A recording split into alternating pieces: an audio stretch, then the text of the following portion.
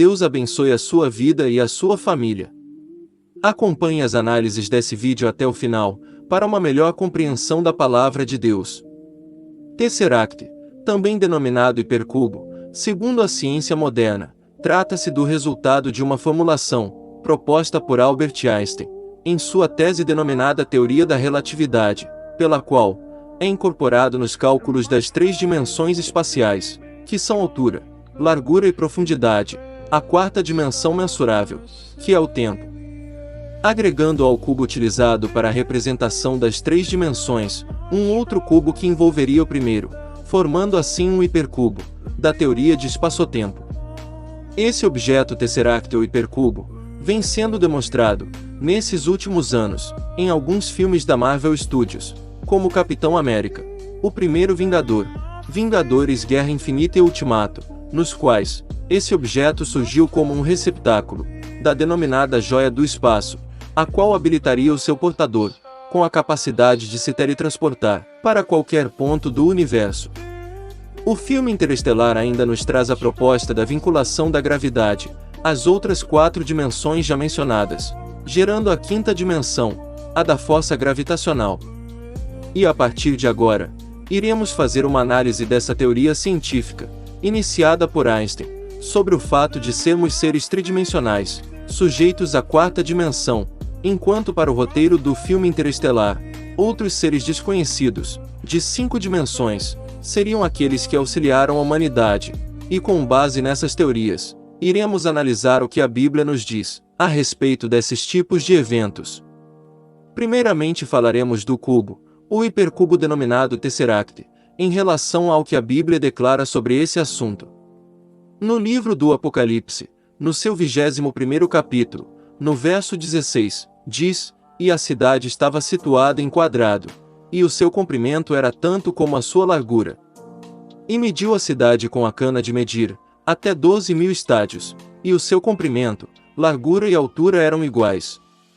Assim, a Bíblia esclarece que a Jerusalém Celestial possui as mesmas medidas tridimensionais, 2.200 km de altura, 2.200 km de largura, e 2.200 km de comprimento, em perfeita conformidade, ou seja, são iguais para formar perfeitamente um cubo, cujo lugar é o santuário da morada de Deus. Além disso, essa habitação é situada na eternidade, onde o tempo é indefinido, e não é imperativo sobre as circunstâncias, portanto não afeta a realidade, o que faz inexistir os períodos presente, passado e futuro, conforme declara o Salmo 90, versos 2 a 4, que diz: "Antes que os montes nascessem, ou que tu formasses a terra e o mundo, sim, de eternidade a eternidade, tu és Deus. Tu reduzes o homem a nada, e dizes: volvei, filhos dos homens. Porque 1000 anos são aos teus olhos como o dia de ontem que passou, e como a vigília da noite." O tempo por si só, já está agregado a esse lugar, pois todos os períodos temporais inexistem, e existem ao mesmo tempo, numa só linha temporal, fugindo totalmente da nossa concepção de cronologia, e da subdivisão do tempo, por fragmentação em milésimos de segundos, minutos, hora, dia, semana, quinzena, mês, anos, décadas, séculos e milênios, conforme descrito no Salmo 139, verso 16, que diz: "Os teus olhos viram o meu corpo, ainda informe, e no teu livro todas estas coisas foram escritas, as quais iam sendo dia a dia formadas, quando nem ainda uma delas havia." Nessa Jerusalém Celestial, seus habitantes vivem no tempo denominado Aionios, onde o tempo é indefinido, sem princípio e sem fim de dias. Essa palavra Aionios aparece 70 vezes no Novo Testamento, e apresenta um contraste com a palavra proskairos, no texto de 2 Coríntios 4, verso 18, que diz: "Não atentando nós nas coisas que se veem, mas nas que se não veem, porque as que se veem são temporais, e as que se não veem são eternas." Na ciência linguística, isso é conhecido como posição semântica. Essa Jerusalém Celestial é um hipercubo perfeito, não afetada pelo tempo, nem pela teoria da relatividade, e nem por limitações relacionadas ao espaço-tempo. Todos os anjos do Senhor, não estão sujeitos às limitações do espaço geométrico, geográfico ou cósmico, portanto, podem ir de um lugar ao outro, sem estarem restringidos por limitação de velocidade, tal qual a da luz, conforme Mateus 28, verso 2 e 3. Que diz: E eis que houvera um grande terremoto, porque um anjo do Senhor, descendo do céu, chegou, removendo a pedra, e sentou-se sobre ela.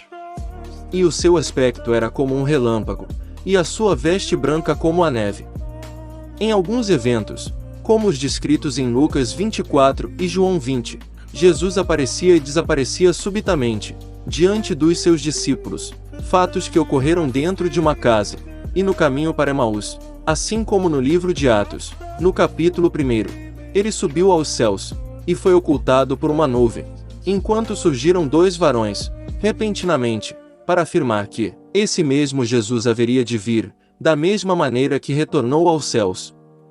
O que entendemos a partir do registro de todos esses eventos, é que aqueles que são seres celestiais, possuem um corpo de glória, o qual não está sujeito às limitações das forças gravitacionais e do próprio tempo, tal qual o próprio Cristo, após sua ressurreição, tornou a ter o seu corpo tanto material, quanto celestial, e no final dos tempos, assim o fará com todos os seus redimidos, ao ingressarem no Tesseract de Deus, a Jerusalém celestial, conforme escrito em Filipenses 3, versos 20 e 21.